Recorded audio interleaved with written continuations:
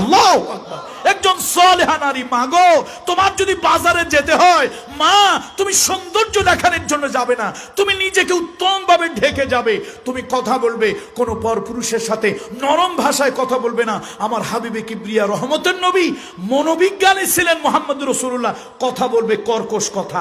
তুমি যদি ইলেকট্রিক মিস্ত্রির সাথে, তুমি যদি ফ্রিজের মিস্ত্রির সাথে, ব্যাংকের ক্যাশিয়ারের সাথে নরম ভাষায় কথা বলো, মা তার হৃদয়ের মধ্যে কথার দাগ কাটবে।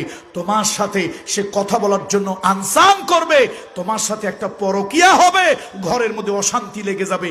মা ইসলাম কত সুন্দর। মা গো, তোমার যদি অন্য পুরুষের সাথে ডিলিংস করতেই হয়, মা খবরদার, তোমার ব্যাপারে খারাপ বলুক, তুমি তার সাথে নরম ভাষা, মোলায়েম ভাষা, মিষ্টি ভাষা, কোকিল সুরের ভাষা নয়, কর্কশ কর্কশ ভাষা বলবে। তুমি তরকারিওয়ালার সাথে কর্কশ ভাষায় কথা বলবে, কারেন্টের মিস্ত্রির সাথে কর্কশ ভাষায় কথা বলবে, ব্যাংকের থেকে টাকা তুলবে, কর্কশ ভাষায় কথা বলবে। লোকেরা ভাববে বাপরে, মহিলা তো একটা কড়া মহিলা। তোমার